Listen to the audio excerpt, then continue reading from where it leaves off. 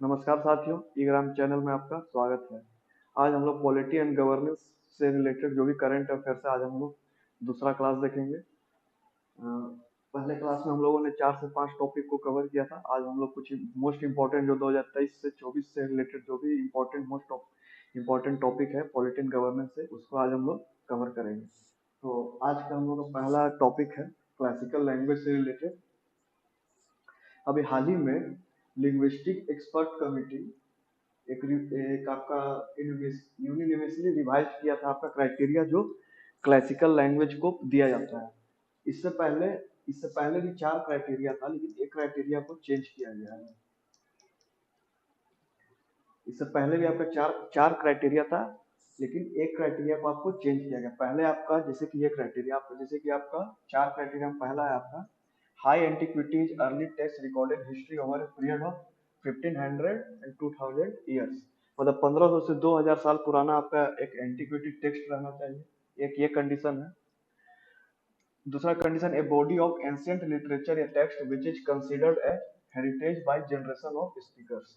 मतलब एक धरोहर रहना चाहिए टेक्स्ट का जो काफी जनरेशन से चलता आ रहा है, एंशिएंट लिटरेचर का।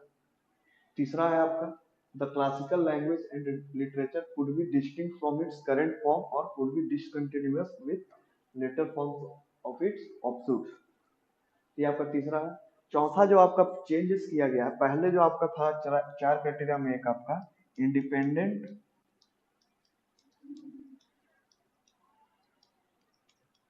इंडिपेंडेंट आपका टेक्स्ट रहना चाहिए, लेकिन इसमें आपका एक चेंजेस किया गया है। इसमें इंडिपेंडेंट ओरिजिनल, लेकिन अब इसको चेंजेस करके आपको ये लिख दिया गया knowledge text specially prose text in addition to poetry epigraphical and inscriptional evidence. मतलब जो भी ग्राफिकल वे में जो भी एविडेंस है, इंस्क्रिप्शनल वे में जो भी एविडेंस है, उसको रिलेटेड आपको एक क्राइटेरिया रख दिया गया है। तो एक क्राइटेरिया को चेंज किया गया, इसलिए काफी इंपॉर्टेंट है। और इसमें भी 5 लैंग्वेज को भी ऐड किया गया है। वो 5 लैंग्वेज ऐड करने के लिए ही ये क्राइटेरिया को चेंज किया गया था। इंडिपेंडेंट आपका ये क्राइटेरिया को चेंज किया गया था। किसके द्वारा चेंज किया गया है आपको? लिंग्विस्टिक एक्सपर्ट कमेटी अंडर साहित्य अकादमी के द्वारा चेंज किया गया है। इसका नोडल एजेंसी है आपका साहित्य अकादमी का। इसमें पहले से आपका 6 लैंग्वेजेस था। कौन कौन सा आपका लैंग्वेजेस था पहले देख लेते हैं कि कौन कौन सा लैंग्वेज को ऐड किया गया है आपको। तो आपका मराठी, तो आपकी महाराष्ट्र वाला इलाका में हो गया मराठी, पाली, प्राकृत, असमीज एंड बंगाली। तो आपका पाली आपका बुद्धिज्म हो गया, जैनिज्म हो गया, इससे रिलेटेड आपका पाली प्राकृत है। मराठी हो गया, असमीज एंड बंगाली, आपका 5 ऐड किया गया है। अब पहले से आपका 6 था, तो कौन सा 6 था हम लोग देख लेते हैं। आपका पहले जो 6 था आपका, ये आपका कब स्टार्ट किया गया था ऐड करने का? आपका 2004 में, इसको याद रख लेना 2004 में। और पहले जो आपका 6 था, तमिल, ये भी आपका 2004 में आया है। संस्कृत, तमिल है, संस्कृत है, फिर आपका एक तेलुगु है, मलयालम है,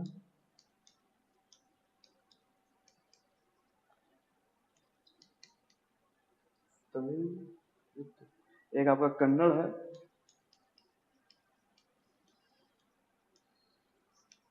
एक आपका उड़िया है। ये आपका 2004 में ऐड हुआ था। संस्कृत देखा जाए तो आपका 2005 में ऐड हुआ था। तेलुगु एंड मलयालम देखा जाए तो आपका तेलुगु 2008 में, मलयालम देखा जाए तो आपका 2013, कन्नड़ भी आपका 2008 में ही है, और उड़िया आपका 2000 आपका 13 में। तो पहले से आपका 6 है, ये है। और अभी कितना ऐड किया गया आपका? 5। तो टोटल कितने होंगे आपके? 11 क्लासिकल लैंग्वेज आज के करंट सिचुएशन में आपका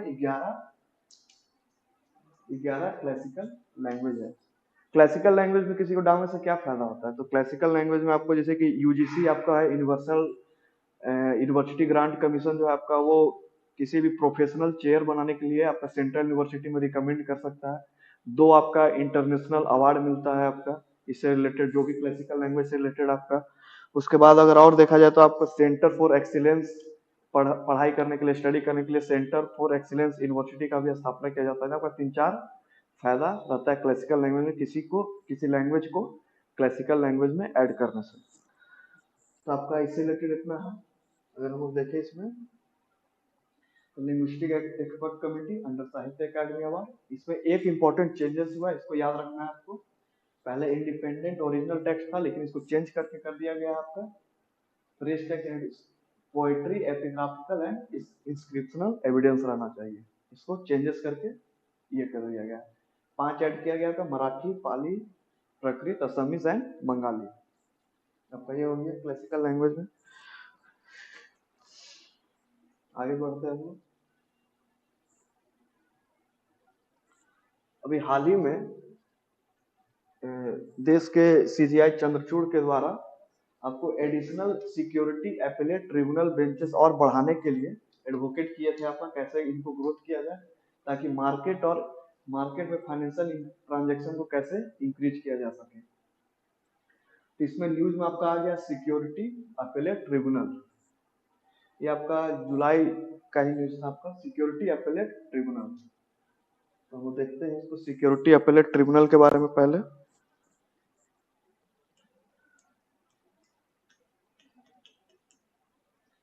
सिक्योरिटी एपेलेट ट्रिब्यूनल SAT, इसके बारे में थोड़ा सा हम जान लेते हैं।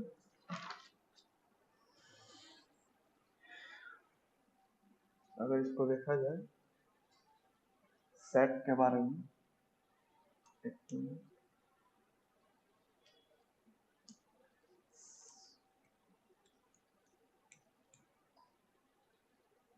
ये कौन सा एक्ट से बना है आपका, तो SEBI act.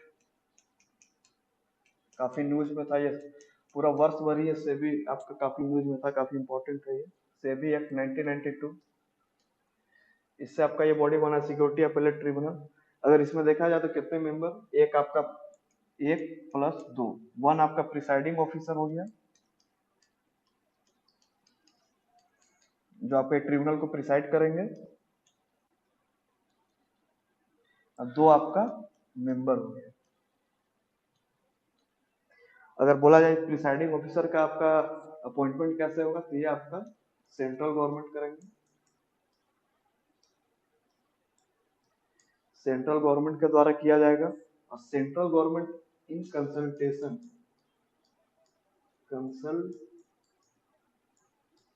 Consultation with CJI chief justice of India, और नहीं तो इनके CJI नहीं तो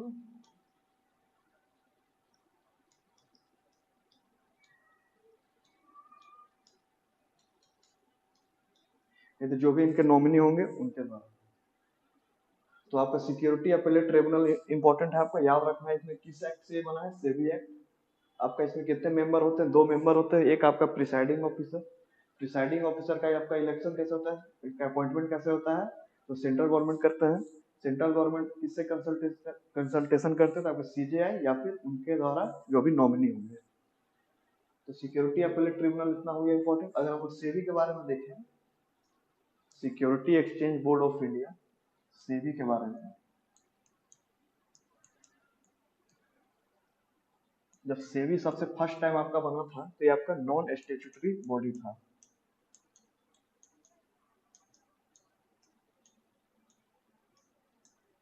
इनिशियल फेज में आपका, इनिशियल में आपका नॉन स्टेचुटरी था आपका, जो आपका 1988 में था। फिर 1992 में इसको स्टेचुटरी बनाया गया। 1992 में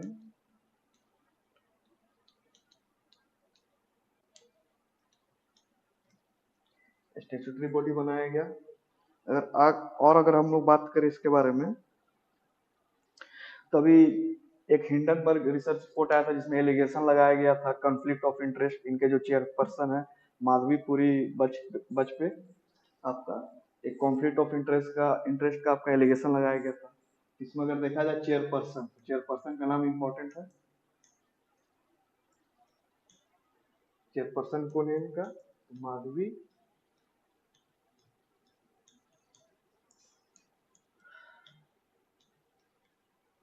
इनका चेयरपर्सन है।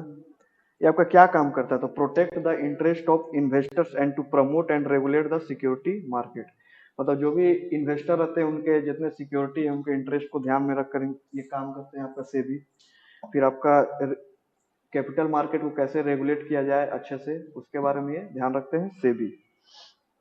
और अगर देखा जाए इसका हेडक्वार्टर अगर देखा जाए सेबी का, तो आपका हेडक्वार्टर इसका मुंबई में है। और अगर रीजनल ऑफिस देखा जाए,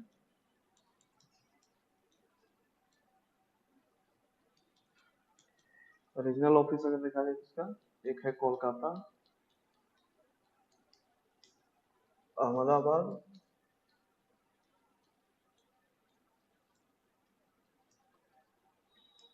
Chennai and Delhi.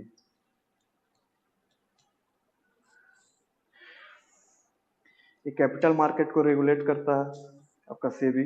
Capital market जो भी आपका लॉन्ग टर्म फंडिंग के लिए जो भी इंस्टीट्यूशनल होल्डर्स रहते हैं वो आपका लॉन्ग टर्म फंडिंग को अरेंजमेंट करते हैं, उसके लिए ये हेल्प करता है आपका सेबी। तो कैपिटल मार्केट को रेगुलेट करता है, इन्वेस्टर के जो भी इन्वेस्ट करते हैं उसके इंटरेस्ट को प्रोटेक्ट करता है।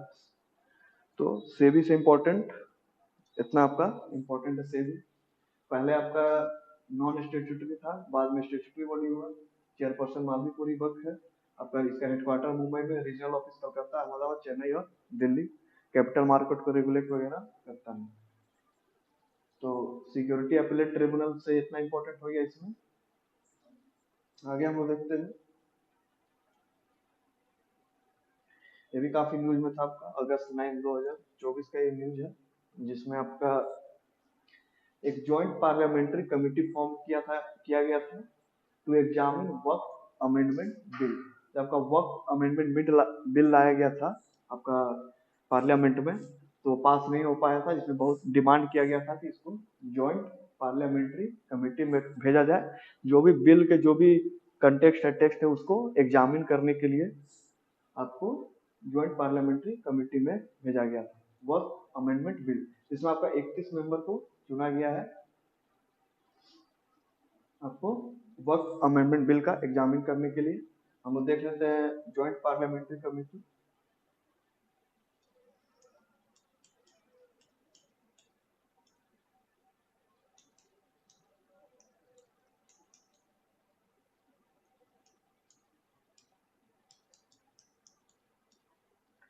अगर ज्वाइंट पार्लियामेंट्री कमेटी का बात किया जाए, सबसे पहले हम लोग देख लेते हैं पार्लियामेंट्री कमेटी। अगर पार्लियामेंट्री कमेटी का बात किया जाए तो आपका ये दो होता है, स्टैंडिंग, एक होता है आपका एडहॉक। स्टैंडिंग आपका होता है परमानेंट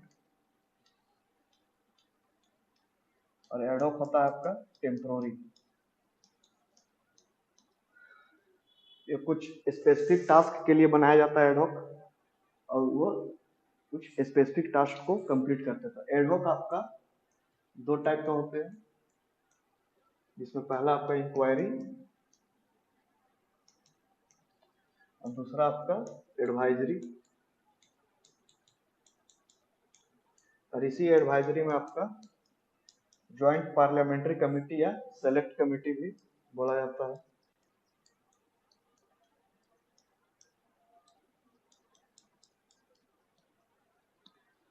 तो ज्वाइंट पार्लियामेंट्री कमेटी एडहॉक हो गया, इंक्वायरी एडवाइजरी, एडवाइजरी में आपका जेपीसी या फिर सेलेक्ट कमेटी बोला जाता है।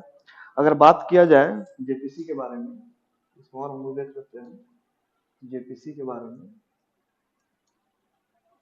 तो इसमें आपका एक हो गया एडहॉक। एडहॉक होता है ये, इसमें दोनों सदन मतलब लोकसभा और राज्यसभा दोनों के मेंबर हो सकते हैं। इसमें मेंबर्स इस कमेटी में members from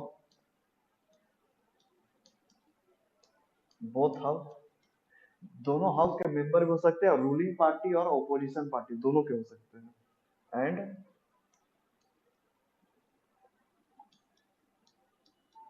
ruling and opposition,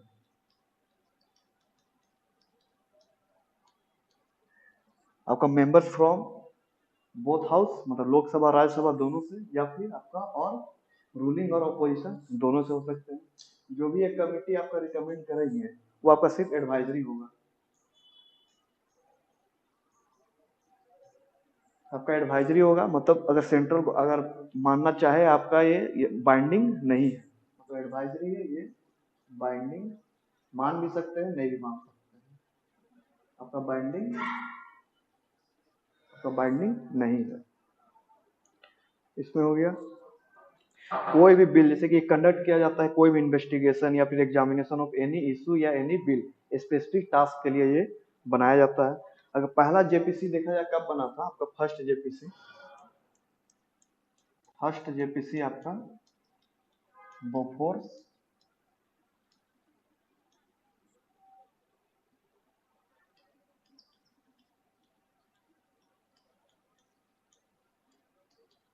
पहला जेपीसी आपका बोफोर्स स्कैंडल में बना था। तो अगर न्यूज में देखा जाए तो अगर क्या क्या इंपॉर्टेंट है इसमें, joint parliamentary committee ad hoc committee है, एडवाइजरी टाइप का है। और देखा जाए तो इसमें आपका मेंबर्स दोनों हाउस के रहते हैं, रूलिंग पार्टी के भी और अपोजिशन पार्टी के भी। एडवाइजरी होता है, बाइंडिंग नहीं होता। अगर हम लोग वर्क अमेंडमेंट बिल के बारे में थोड़ा सा जान लें, वर्क अमेंडमेंट बिल ऐसे एग्जाम के पॉइंट ऑफ पीटी एग्जाम का पॉइंट ऑफ व्यू से उतना इंपॉर्टेंट नहीं है, लेकिन अगर देखा जाए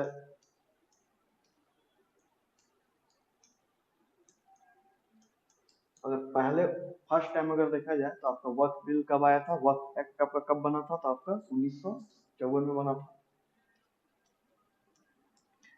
फिर इसको रिप्लेस कर मतलब इसको क्वैश करके रिप्लेस कर दिया गया था 1995 में, एक दूसरा वर्क एक्ट आया था।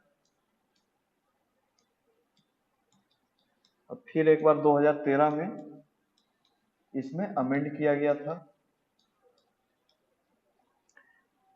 इसमें आपको 1995 में जो एक्ट आपका आया था वर्क पे, इसमें पहले से और भी ज्यादा पावर दिया गया था। अब 2013 में आपका इसमें एक्सटेंसिव पावर दे दिया गया था।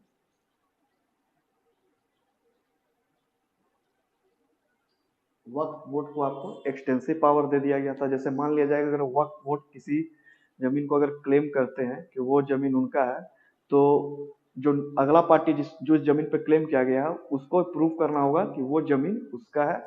तो इसमें आपका यही केस है, आपका अमेंडमेंट किया गया था 2013 में। अभी 2024 में अमेंड का बात किया गया है, जो आपका जेपीसी में चला गया है। अगर देखा जाए इस जेपीसी जो बना था इसका अध्यक्ष अगर कौन है अभी, तो अगर अध्यक्ष अगर देखा जाए तो इसमें जगदम्बिका पाल।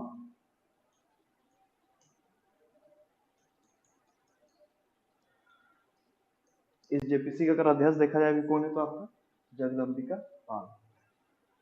तो इससे रिलेटेड इतना इंपॉर्टेंट हम लोग का हो गया। 31 मेंबर का इसमें हेड आपका कौन है, जगदम्बिका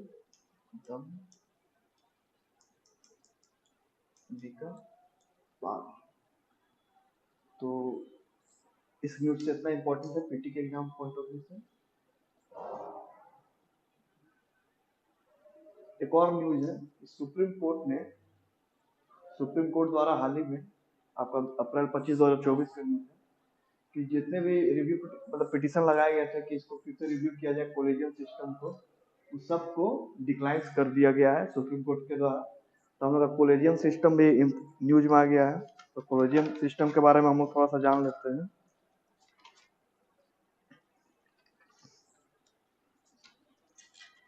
कॉलेजियम सिस्टम के बारे में तो अगर देखा जाए इसका अपॉइंटमेंट ऑफ जजेस इन सुप्रीम कोर्ट, आपका आर्टिकल 124 का सब क्लॉज 2 आपका सुप्रीम कोर्ट से रिलेटेड। अगर हाई कोर्ट से रिलेटेड देखा जाए तो आर्टिकल 217 ट्रांसफर ऑफ जज।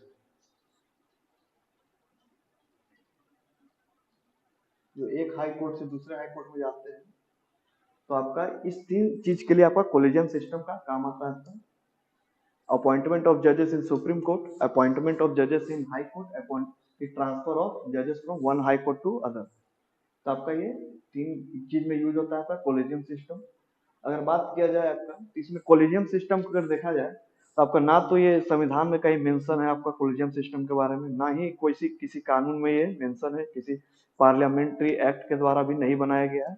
ये आपका केस बाय केस, जैसे फर्स्ट जज केस, सेकंड जज केस, थर्ड जज केस में आपका टाइम टू टाइम इवॉल्व हुआ है आपका कोलिजियम सिस्टम। तो हम लोग एक बार जजेस केस देख लेते हैं।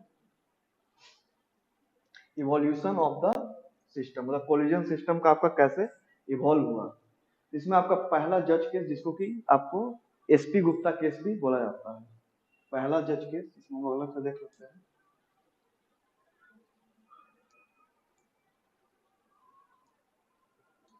अगर फर्स्ट जज केस देखें, इसको कि एसपी गुप्ता केस भी, इसमें आपका प्राइमेसी आपको ज्यादातर इसमें एग्जीक्यूटिव को ही दिया गया था।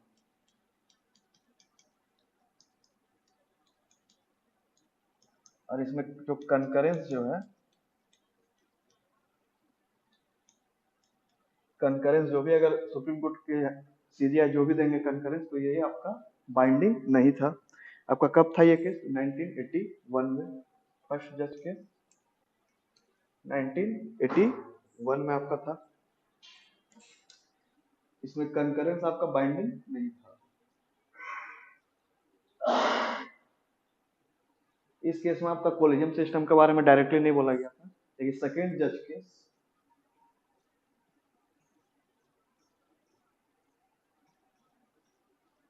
सेकेंड जज केस आपका कब हुआ था? तो सेकेंड जज केस आपका 1993 में।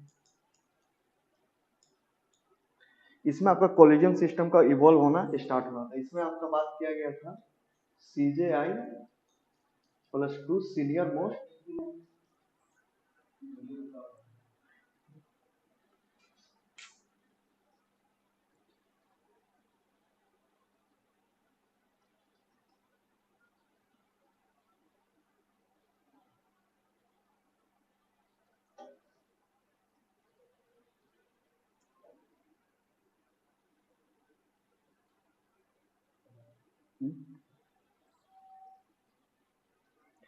सीजेआई प्लस 2 सीनियर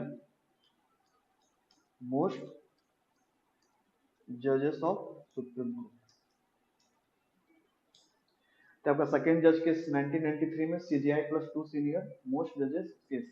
लेकिन इसमें जो कंकरेंस का आपका डेफिनेशन दिया गया, इसमें जैसे कि पहला केस में आपको नॉट बाइंडिंग था, लेकिन सेकेंड जज केस में आपको कंकरेंस का डेफिनेशन दिया गया कि ये बाइंडिंग है।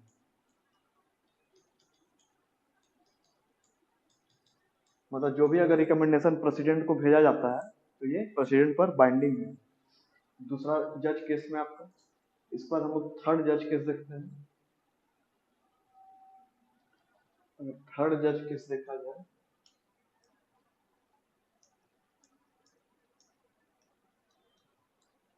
थर्ड जज केस आपका कब हुआ? तो 1998 में। इसमें अगर देखा जाए, तो उसमें अगर सेकेंड जज केस में देखा जाता है, तो सीजेआई प्लस 2 सीनियर मोस्ट जजेस, लेकिन इसमें सीजेआई प्लस 4 सीनियर मोस्ट जजेस, और इसमें भी कंकरेंस आपका बाइंडिंग रहेगा।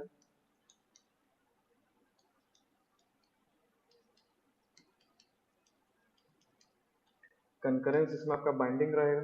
लेकिन इसमें बोला गया कि अगर 4 जो जजेस हैं आपका सुप्रीम सीनियर मोस्ट में, इसमें अगर 2 जजेस भी,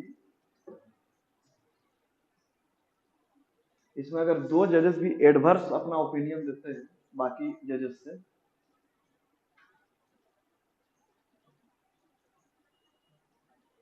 एडवर्स ओपिनियन भी देते हैं आपके बाकी जजेस से, तो ये जो नाम तय किया गया वो रिकमेंड नहीं किया जाएगा।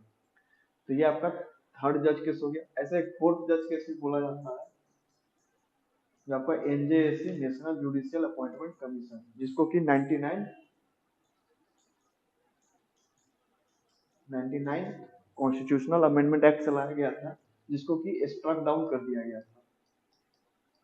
स्ट्रक डाउन आपको कर दिया गया था सुप्रीम कोर्ट के द्वारा। तो मेनली इसमें देखा जाए तो थर्ड जज केस से ही आप अभी के समय में जो भी जजेस के अपॉइंटमेंट हो रहे हैं अभी के केस में इसी से आपका हो रहा है। तो आपका फोर आपका सीजीआई प्लस 4 हो गया इसमें सीनियर मोस्ट जजेस, जिसमें 2 जज भी अगर एडवर्स ओपिनियन देते हैं तो उनका रिकमेंडेशन नहीं भेजा जाएगा, कंकरेंस आपका बाइंडिंग रहेगा।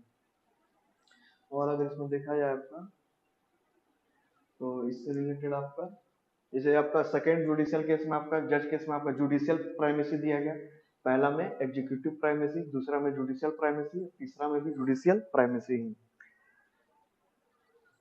इसमें ज्यादा आपका बहुत सारे जो भी विद्वान है इंटेलेक्चुअल है आपका इसमें काफी इसमें क्रिटिसाइज किया जाता है, जैसे कि फेवरेटिज्म हो गया आपका, नेपोटिज्म का, या फिर बोला जाए इसमें तो एक्सक्लूजन ऑफ एग्जीक्यूटिव, इसमें एग्जीक्यूटिव का भी कभी रोल नहीं होता, ऐसे बोला जाता है जजेस अपॉइंट जजेस। तो ये इस पर क्रिटिसिज्म भी है इसमें। बाकी एग्जाम के पॉइंट ऑफ व्यू से आपका पीटी के एग्जाम से काफी इंपॉर्टेंट है ये कॉलेजियम सिस्टम। आर्टिकल 124 आपको याद रखना है, आर्टिकल 217 आपको याद रखना है। तीन चीज के लिए आपका ये कॉलेजियम सिस्टम वर्क करता है, ट्रांसफर ऑफ जजेस, अपॉइंटमेंट ऑफ जजेस इन supreme court and high court. अगर हम लोग बात करें हाई कोर्ट के बारे में, उनका collegium system,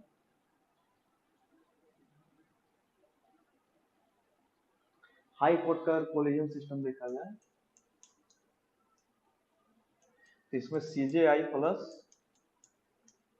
2 senior most, CJI plus 2 senior most जजेस रहते हैं। अगर हम बात करें ट्रांसफर ऑफ जजेस में तो इसमें भी आपका सीजेआई प्लस 4 रहते हैं।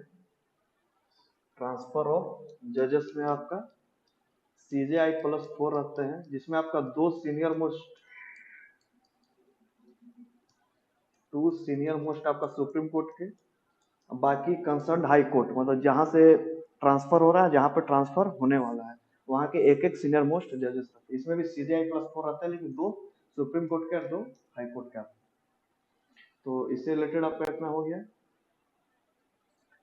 तो पीटी के एग्जाम पॉइंट ऑफ व्यू से आपको इतना याद रखना, ये न्यूज में था इसलिए हम लोगों ने इसे कवर किया कॉलेजियम सिस्टम को। आगे हम लोग देखते हैं इसको, आगे का न्यूज।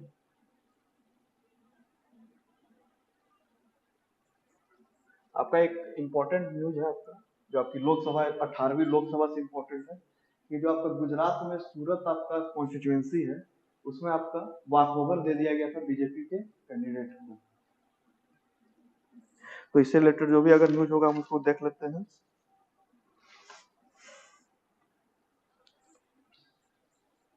इसमें आपको इसका नाम याद रखना, कहां पर ऐसा हुआ था, आपको अनकंटेस्टेड आपका इलेक्शन जीता गया था, तो आपका सूरत में, यहाँ पर आपका बीजेपी कैंडिडेट को वॉक ओवर दे दिया था, क्योंकि वहां पर जो कांग्रेस के कैंडिडेट थे या फिर और जो भी कैंडिडेट थे, कांग्रेस के कैंडिडेट को वहां पर जो भी नॉमिनेशन फाइल किया गया था उसको रिजेक्ट कर दिया गया था, और बाकी जो कैंडिडेट है वो अपना नॉमिनेशन वापस ले लिए, विड्रॉल कर लिए थे, इसलिए इनको वॉक ओवर दे दिया गया था। इससे रिलेटेड हम लोग देख लेते हैं कुछ इंपॉर्टेंट फैक्ट।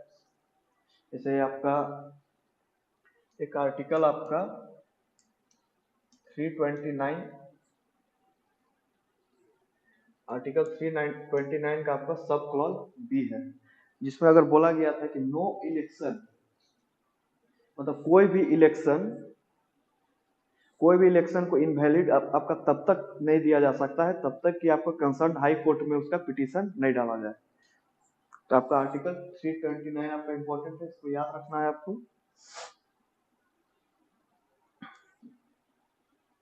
आर्टिकल 329 का सब क्लॉज बी, कोई भी अगर मान लीजिए कोई भी इलेक्शन में अगर मेलाफाइड हुआ है, प्रैक्टिसेस हुआ है, तो उसको जब तक कि आपको इसको इनवैलिड नहीं दिया जाएगा, जब तक कि वो कंसर्न हाई कोर्ट में कोई पिटीशन नहीं लगाया जाएगा और हाई कोर्ट उसको आपका इनवैलिड दिया जाएगा, हाई कोर्ट उसको इनवैलिड करेंगे। Article 329 B. एक और चीज है इसमें, मान लिया जाए कि किसी भी कॉन्स्टिट्यूएंसी से आपका एक ही कैंडिडेट है, एक ही कैंडिडेट जो आपका कंटेस्ट कर रहे हैं, तो उसको विनर डिक्लेयर कर दिया जाएगा।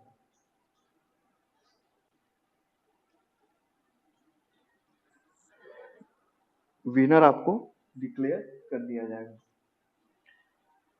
ये हो गया आपका। इसमें अगर आप हम लोग देखें तो इससे इम्पोर्टेंट हम लोग देख लेते हैं, जो अगर न्यूज में तो हम लोग कवर कर लेते हैं, रिक्वायरमेंट्स ऑफ वैलिड नॉमिनेशन। अगर वैलिड नॉमिनेशन करना तो क्या क्या रिक्वायरमेंट है। इसमें आपका पहला है, ये आपका किसमें है आपका, तो रिप्रेजेंटेशन ऑफ पीपुल एक्ट 1951 में आपका ये कवर किया गया है। इसमें आपका पहला है 25 years of age, 25 years of age रहना चाहिए, और वो किसी भी भारत के, इंडिया के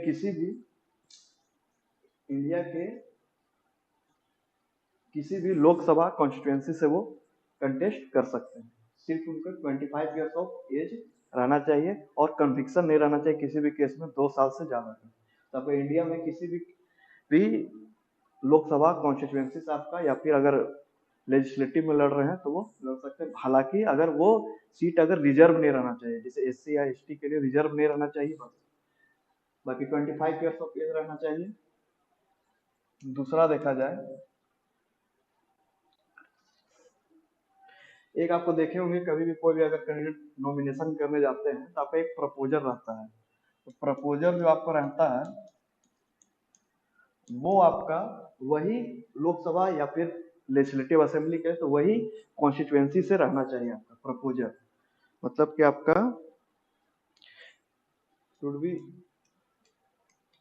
इलेक्टर्स ऑफ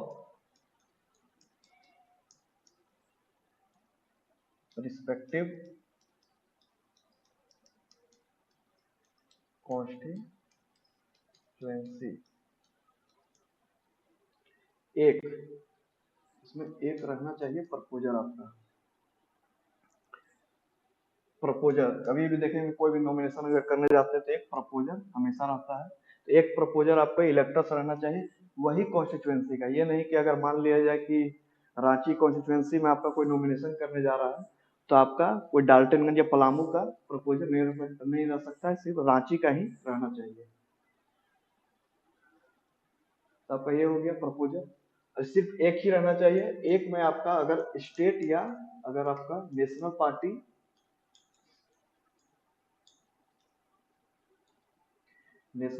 या state party,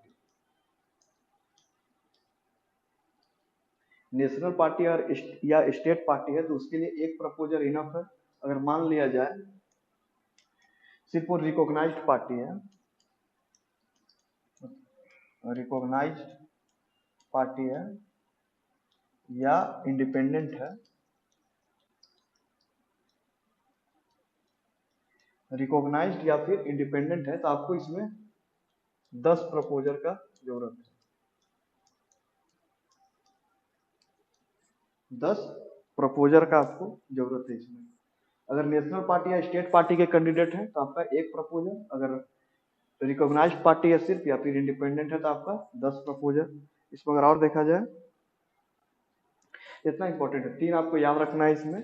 requirement of valid 25 year age, India में कहीं से भी लड़ सकते हैं वो। प्रपोजल लेकिन वही कॉन्स्टिट्यूएंसी का रहना चाहिए। नेशनल या फिर स्टेट पार्टी के लिए एक प्रपोजल, इंडिपेंडेंट या रिकॉग्नाइज्ड पार्टी के लिए 10 प्रपोजल। आपको नेशनल पार्टी या स्टेट पार्टी का दर्जा कौन देता है, तो आपका इलेक्शन कमीशन देता है।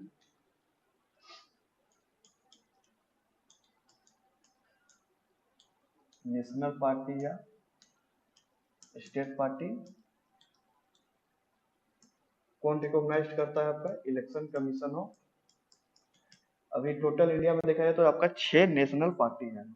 आपका पहला बीजेपी, इंडियन नेशनल कांग्रेस, आपका बहुजन समाज पार्टी बीएसपी, एक नेशनल पीपुल्स पार्टी आपका एनपीपी जो आपका नॉर्थ ईस्ट बेस्ड है, मेघालय रीजन में आपका है। अगर और देखा जाए इसमें सीपीआई एम, और एक अभी लेटेस्ट में आम आदमी पार्टी। तो आपका नेशनल पार्टी को कौन आपका रिकॉग्नाइज करता है, तो आपका ईसीआई करते हैं, ईसीआई के द्वारा किया जाता है। अभी टोटल 6 नेशनल पार्टी एग्जिस्ट करते हैं इंडिया में। इससे रिलेटेड हो गया, तो देख लिए इससे रिलेटेड जो भी न्यूज थे। अनकंटेस्टेड आपको नाम याद रखना करंट अफेयर का सूरत, यहाँ पे आपको वॉक ओवर दिया गया है। इससे रिलेटेड हम लोग देख लिए आर्टिकल 329 में कि जब तक कोई भी इलेक्शन इनवैलिड नहीं दिया जा सकता है तब तक कि वो कंसर्न हाई कोर्ट में पिटीशन दाखिल न करें, और कंसर्न हाई कोर्ट ही आपका कोई भी इलेक्शन भी इनवैलिड दे सकते हैं। अगर वन कैंडिडेट आपका सिर्फ कंटेस्ट कर रहे कोई कॉन्स्टिट्यूएंसी सर आपको वहां का विनर डिक्लेयर किया जा सकता है। रिक्वायरमेंट ऑफ वैलिड नॉमिनेशन हम देखिए 25 ऑफ एज कहीं से भी वो लड़ सकते हैं बशर्ते प्रोवाइडेड एससी और एसटी के रिजर्व सीट में नहीं लड़ सकते हैं अगर वो दूसरे कम्युनिटी से हैं। प्रपोजर आपका एक रहना चाहिए नेशनल पार्टी या स्टेट पार्टी के लिए, रिकॉग्नाइज पार्टी या इंडिपेंडेंट पार्टी के लिए आपको 10 प्रपोजर, इतना ही आपको इम्पोर्टेंट है। अभी हाल ही में एक न्यूज था, हॉलीवुड एक्ट्रेस जो है आपको स्कारलेट जोहानसन आपको एक चैट जीपीटी ओपन है आई, चैट जीपीटी ओपन एआई के साथ डिस्प्यूट हो गया था, इनका वॉइस को यूज किया गया था चैट जीपीटी आपका ओपन एआई। आपका ओपन एआई क्या है, तो ओपन एआई आपको याद रखना चैट जीपीटी। अभी जो लास्ट टाइम बीपीएससी हुआ था इसमें आपका जीपीटी का फुल फॉर्म पूछा गया था, generative pre train transformer. GPT का फुल फॉर्म हो गया ओपन एआई। इसमें देखा जाए इसमें जैसे कि इसमें पर्सनालिटी राइट का भी इम्पोर्टेंस आ जाता है क्योंकि किसी के प्राइवेसी के बारे को मेंटेन रखने के लिए पर्सनालिटी राइट, इसमें आपका किसी का नेम हो गया, वॉइस हो गया, साइन हो गया, इमेजेस हो गया, डिस्टिंक्टिव फीचर हो गया, इसको यूज नहीं किया जा सकता है आपको पर्सनालिटी राइट के अंदर कभी आ जाता है। अगर बोला जाए इंडिया में right to privacy,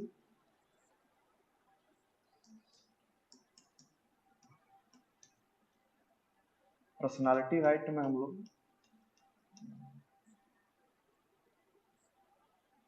personality right में हम लोग अगर देखा जाए इसमें दो राइट आता है, आपका राइट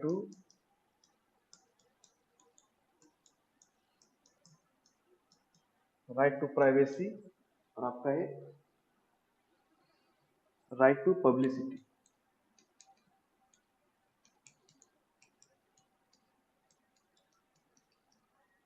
यह तो एक्सप्लिसिट रूप से हम लोग का मेंशन है आपका, जैसे कि सुप्रीम कोर्ट में आपका पुट्टू स्वामी जजमेंट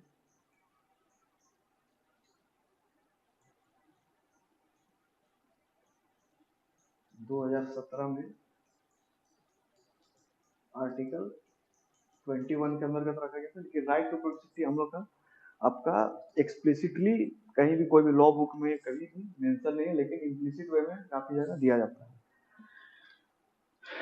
तो हम लोग का ये इंपॉर्टेंट हो गया पर्सनालिटी राइट से रिलेटेड। आगे कंटिन्यू हम लोग देखते हैं।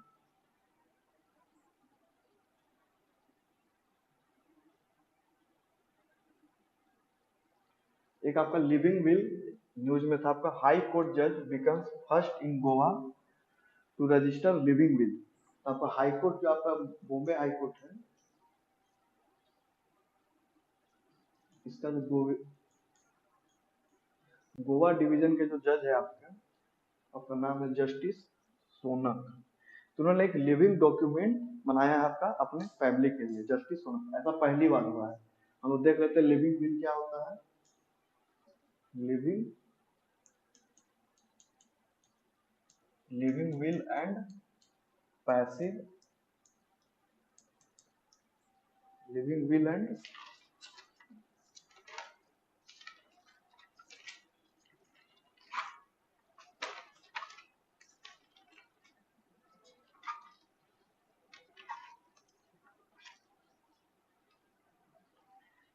Passive living will and passive euthanasia. तो लिविंग विल ऐसा डॉक्यूमेंट है, लिविंग विल अगर रिसेंटली न्यूज करके एग्जाम में आ सकता है आपका लिविंग विल, तो आपका एक मेडिकल एडवांस मेडिकल आपका ट्रीटमेंट। लिविंग विल आपका एडवांस मेडिकल ट्रीटमेंट है। इसमें गोवा की जो जज आपका जस्टिस सोनक, उन्होंने अपने फैमिली के लिए एक आपका लिविंग विल डॉक्यूमेंट बनाया है, जिसे मान लिया जाए कि उनके फैमिली कभी आगे जाके मान लिया जाए बीमार हो गया या फिर ऐसा बीमारी हो गया, टर्मिनेटरी इल हो गया, तो वो अपने फैमिली को पैसिव यूथनेसिया दे सकते हैं। इंडिया में अगर देखा जाए आपका, तो आपका इंडिया में देखा जाए तो ये लीगल है। आपका एक केस था इससे रिलेटेड, आपका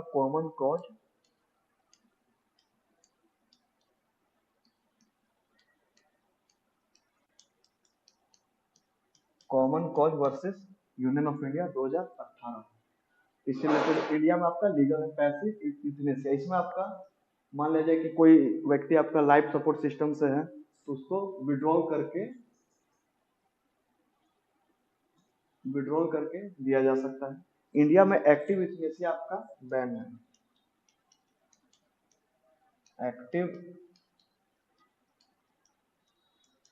एक्टिव यूथनेसिया आपका इंडिया में बैन है। इसमें आपको कोई लीथल इंजेक्शन वगैरह दिया जाता है। तो आपका पैसिव यूथनेसिया हो गया जो कि इंडिया में लीगल है, और एक्टिव यूथनेसिया आपका बैन है। तो इससे रिलेटेड इतना हो गया इंपॉर्टेंट।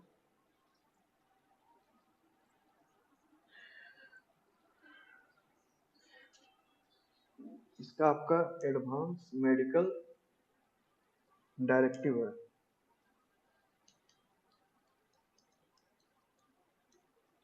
इसमें एग्जाम में आ सकता है कि रिसेंटली एक वर्ड न्यूज में था आपका लिविंग विल। तो लिविंग विल क्या है? Advance medical directive. इससे रिलेटेड हम लोग देखते हैं जो भी इंपॉर्टेंट है। इससे रिलेटेड एक और है आपका common cause versus union of India case. इसमें बोला गया था आपका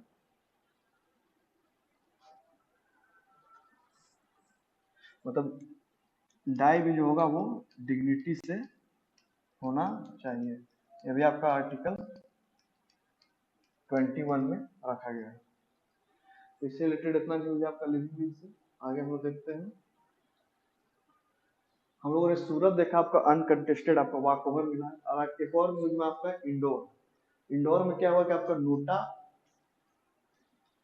आपका कब से चालू हुआ था? तो नोटा आपका 2013। इसमें आपका 5 लेजिस्लेटिव असेंबली का इलेक्शन था, उसमें सबसे फर्स्ट टाइम हुआ था। जैसे कि आपका मिजोरम, छत्तीसगढ़, राजस्थान और भी एक दो था आपके। उस समय नोटा का सबसे फर्स्ट टाइम यूज हुआ था आपका 2013 में। तो उस टाइम से अगर देखा जाए तो पहली बार ऐसा हुआ है कि आपका नोटा में सबसे ज्यादा वोट पड़ा है। आपका 2 लाख वोट आपका नोटा में पड़ा है इंदौर के सीट पर। तो नोटा अगर देखा जाए इसमें और इम्पोर्टेंट नोटा के बारे में, नोटा कब इंट्रोड्यूस किया गया आपका? 2013 में। और अगर देखा जाए नोटा के बारे में,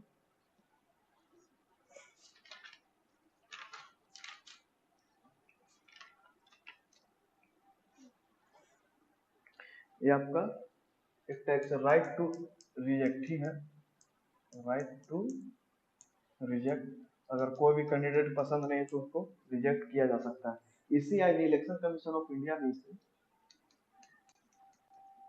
ये वोट आपका काउंटेड, ये वोट आपका काउंटेड रहता है, लेकिन ये आपका इनवैलिड वोट करार दिया जाता है। इनवैलिड वोट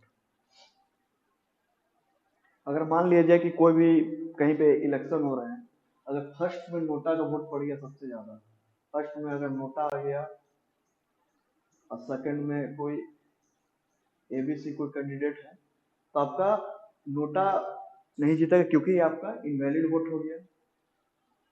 आपका सेकंड कौन जीतेगा? जो भी कैंडिडेट अगर सेकंड पोजीशन में रहेंगे वो आपका इलेक्शन जीत जाएंगे। जैसे एबीसी मान लो कोई भी कैंडिडेट है तो आपका इलेक्शन जीत जाएगा। तो नोटा से इतना इंपॉर्टेंट हो गया। इसमें आपको नियम याद रखना है, कहा इंडोर सबसे ज्यादा नोटा का वोट पड़ा है। एक और इम्पोर्टेंट न्यूज है आपका अल्टरनेटिव मेथड ऑफ वोटिंग। इसमें फर्स्ट टाइम आपका ECI has for the first time in the history of the Lok Sabha election, Lok Sabha के इलेक्शन में आपको पहली बार वोट फ्रॉम होम फैसिलिटी को दिया गया था। जो आपका इसमें अगर कंडीशन देखा जाए vote from home alternative alternative voting alternative method of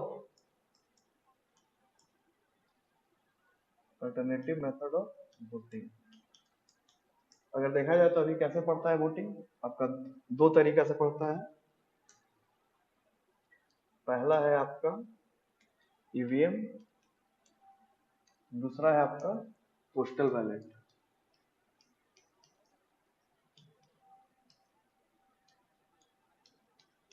आपका ईवीएम, पहला आपका फर्स्ट आपका ईवीएम हो गया, दूसरा आपका पोस्टल बैलेट। पोस्टल बैलेट से भी इंडिया में वोट पड़ते हैं। पोस्टल बैलेट में कहाँ कहाँ पड़ता है आपका, तो पोस्टल बैलेट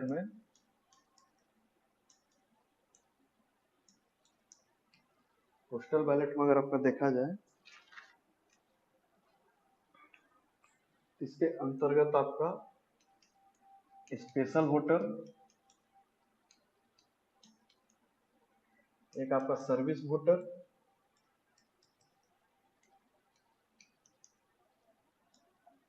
एक आपका देखा जाए तो वोटर्स ऑन इलेक्शन ड्यूटी,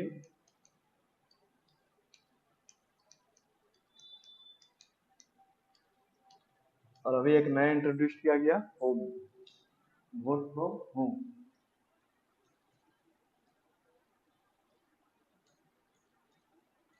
आपका स्पेशल वोटर में जो भी इम्पोर्टेंट संवैधानिक संस्था में आपका जो भी अगर पोजीशन पे बैठे हुए हैं, जैसे कि मान लीजिए प्रेसिडेंट हो गए, एसीआई के हेड हो गए, या फिर सीएजी के हेड हो गए, जो भी important constitutional position, important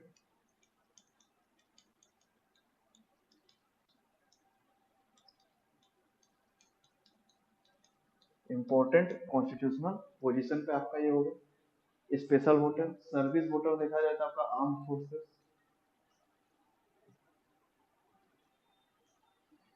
voters on election duty तो हम लोग जान ही रहे हैं। अरे आपका वोट प्रोग्राम नया ऐड किया गया है, जिसमें आपका 85 ईयर्स ऑफ एज प्लस एक और मतलब एंड एक तो इनको तो मिलेगा ही यार, जो 40% डिसेबिलिटी है। तो आपका ये चार हो गया postal ballot, special voter, service voter, voters on election duty and vote from home. तो आपका ये चार हो गया।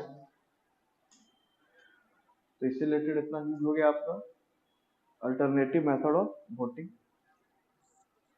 वोट फ्रॉम, जिसमें आपका डिसेबिलिटी हो गया एंड जो आपका ज्यादा एज के हैं उनके लिए, सीनियर सिटीजन के लिए 85 साल के एज के लिए। तो इससे रिलेटेड हो गया, हम एक बार देख लेते हैं जो भी इम्पोर्टेंट है वो कवर किए। सबसे पहले हम लोग देखें आपका क्लासिकल लैंग्वेज, 5 लैंग्वेज को ऐड किया गया, एक को चेंज किया गया आपका जो आपका इंडिपेंडेंट ओरिजिनल था आपको, इसमें आपको epigraphical and inscriptional evidence evidence दिया गया। इसमें आपका अभी 5 ऐड किया गया, बाद में पहले से आपका 6 था, तमिल, संस्कृत, तेलुगु, मलयालम, कन्नड़ एंड उड़िया। आगे देखते हैं हम लोग। अभी हाल ही में सिक्योरिटी एपेलेट ट्रिब्यूनल के बारे में एडवोकेट किया गया आपका चंद्रचूड़, डीवाईबी चंद्रचूड़ के द्वारा, जो कि हमारे भारत देश के सीजेआई है। और एसएटी के बारे में देखा जाए तो आपका सेबी एक्ट से बनता है। इसके मेंबर एक प्रिसाइडिंग ऑफिसर, 2 मेंबर। और जो प्रिसाइडिंग ऑफिसर का इलेक्शन कैसे होता है, सेंट्रल गवर्नमेंट करते हैं, किसके कंसल्टेशन से, आपका सीजेआई या फिर उनके नॉमिनी से हो गया। सेबी के बारे में देखा तो स्टेचुटरी बॉडी अभी के फिलहाल की कंडीशन है। चेयरपर्सन आपका मालवी पूरी बच्चन, हेडक्वार्टर मुंबई में, रीजनल ऑफिस आपका कोलकाता, अहमदाबाद, चेन्नई एंड दिल्ली है। ज्वाइंट पार्लियामेंट्री कमेटी हम लोग देखें वक्त अमेंडमेंट बिल से रिलेटेड, आपका अभी अध्यक्ष कौन बनाया गया, जगदम्बिका पाल का। ज्वाइंट पार्लियामेंट्री कमेटी देखा जाए तो आपका एडॉक कमेटी है, आपका ये एडवाइजरी लेवल का है।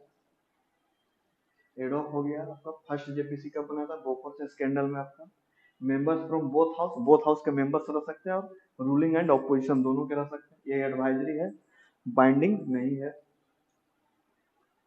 वक्त अमेंडमेंट बिल हम लोग देखें, सबसे पहले 1954, 1995 में 1954 वाला को रिप्लेस करके एक नया एक्ट लाया गया वक्त एक्ट। 2013 में अमेंड फिर से किया गया, एक्सटेंसिव पावर दिया गया, और अभी 2024 में लाया गया था, लेकिन वो पास नहीं हुआ, वो जेपीसी में चला गया। आगे देखते हैं हम लोग कॉलेजियम सिस्टम के बारे में। वो देखें इसको एक बार रिव्यू करने के लिए बहुत सारे पिटीशन डाला गया था, लेकिन ये इसको डिक्लाइन करके सुप्रीम कोर्ट। इससे रिलेटेड हम लोग जजेस के एक बार देख लिए। फर्स्ट जज केस आपका एसपी गुप्ता केस आपका हो गया। ये एग्जीक्यूटिव प्राइमेसी है, कंकरेंस आपका बाइंडिंग इसमें नहीं है। कंकरेंस आपका इसमें बाइंडिंग, नो बाइंडिंग।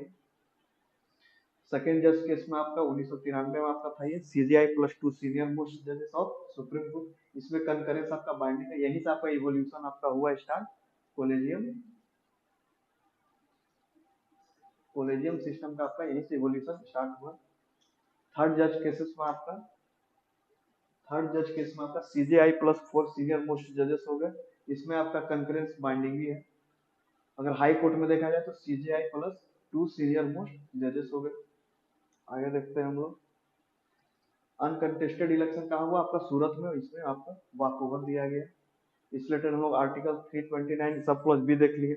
कोई भी इलेक्शन आपका इनवैलिड नहीं हो सकता जबकि कंसर्न हाई कोर्ट आपको आप उसको इनवैलिड ना दे दे। एक कैंडिडेट अगर सिर्फ एक जगह से लड़ रहा है, मतलब एक कंटेस्ट सिर्फ है, तो आपको वहाँ विनर डिक्लेयर कर दिया जाएगा।